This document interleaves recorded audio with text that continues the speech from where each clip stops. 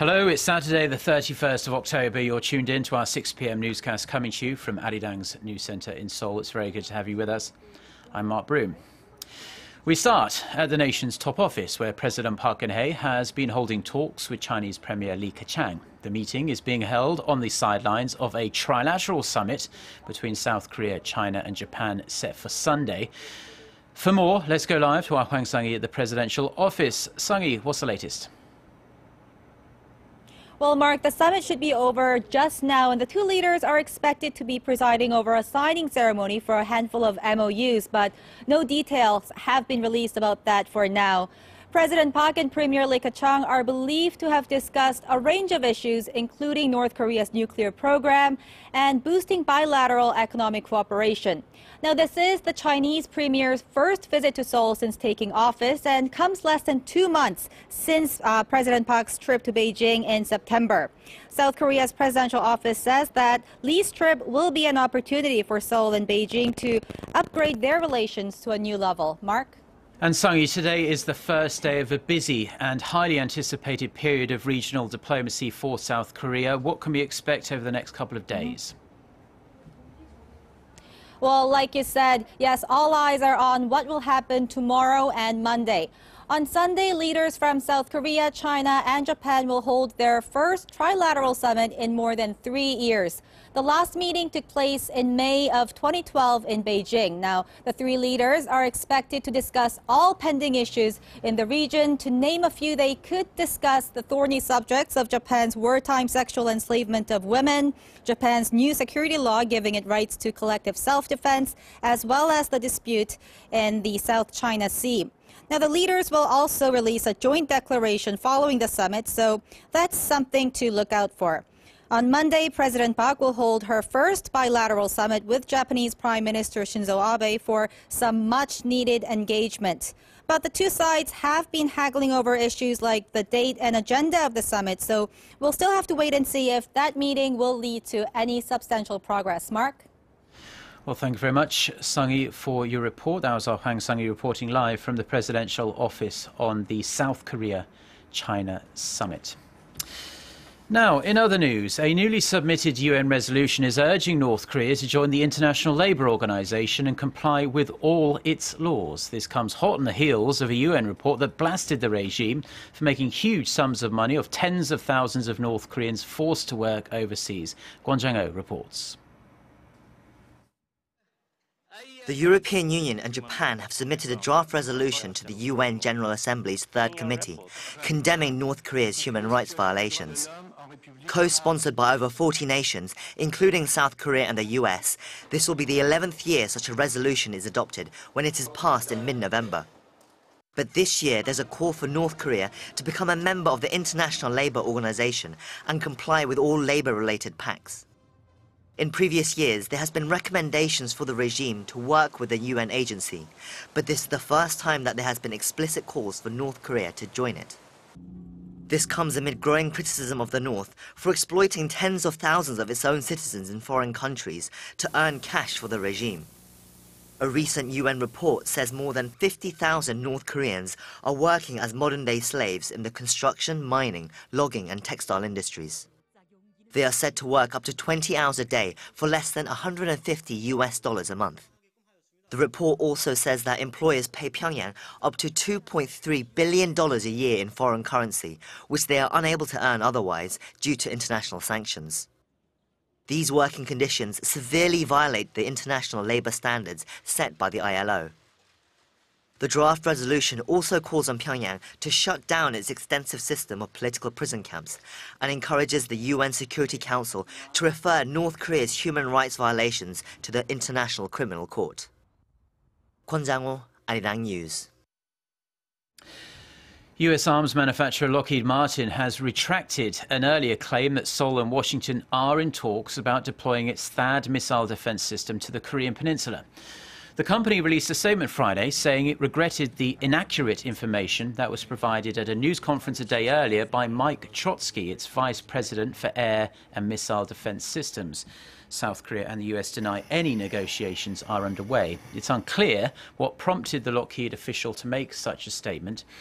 The confusion comes ahead of US Defense Secretary Ashton Carter's upcoming trip to South Korea, where the possible deployment of THAAD could come up.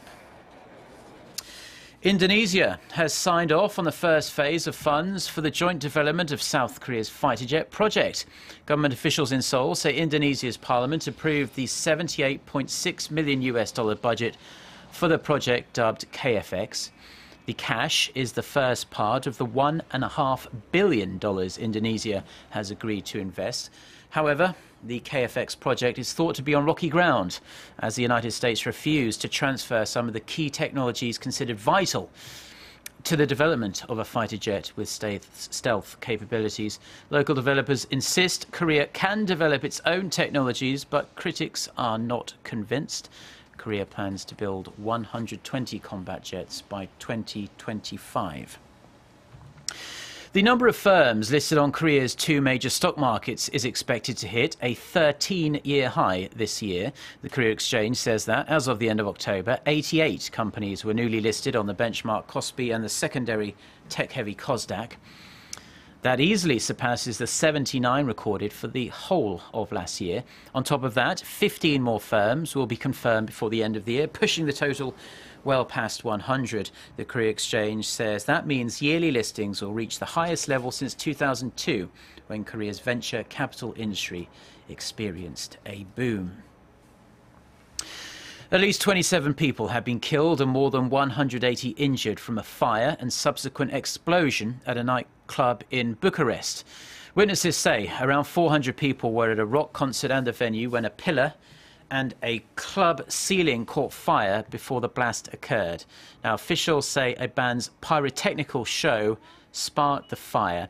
Local reports say clubgoers initially thought the flames were part of the show and did not immediately react. Bars and restaurants in Romania's capital are said to be notorious for their lax adherence to fire regulations.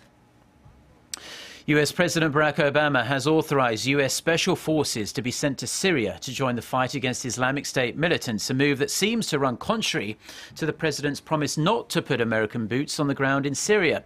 However, the White House insists it has broken no promises, saying no more than 50, maybe even as few as 20, will initially go in to help moderate rebels and Kurdish fighters in the north of the country.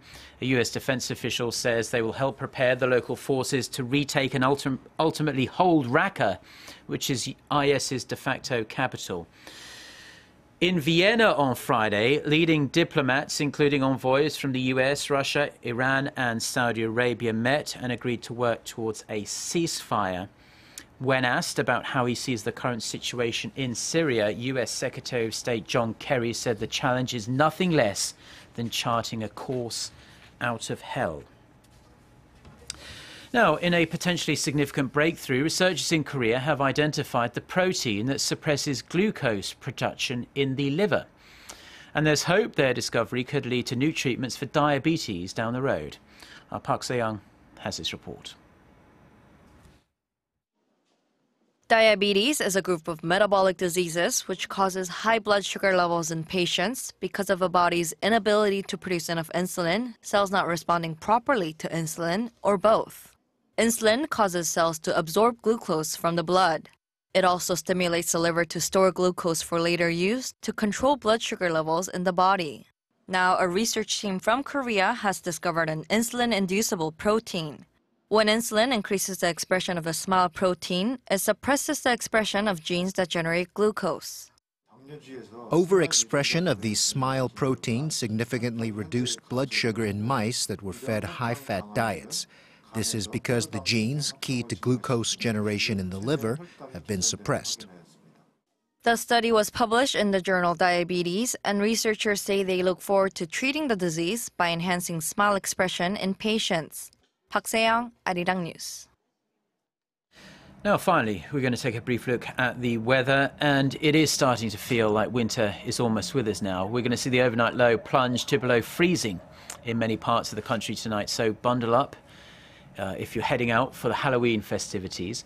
Sunday will be mostly clear and sunny, but pretty cold, with the afternoon high in Seoul topping out at just 13 degrees Celsius. With that, let's take a look at the weather around the world.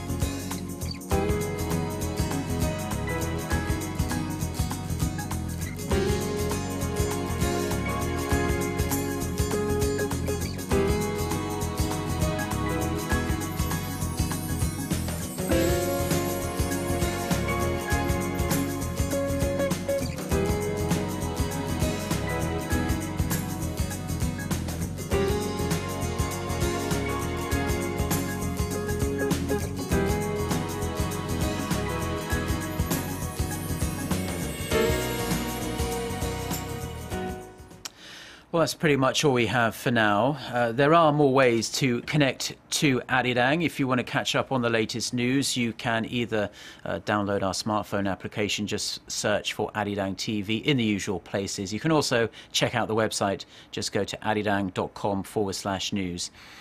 Do enjoy the rest of your Saturday wherever you're tuning in to us, and stay tuned to Arirang TV. We'll be back again with our next newscast at 10 p.m. Korea time, where we will get more details on the South Korea-China summit. So until then, goodbye.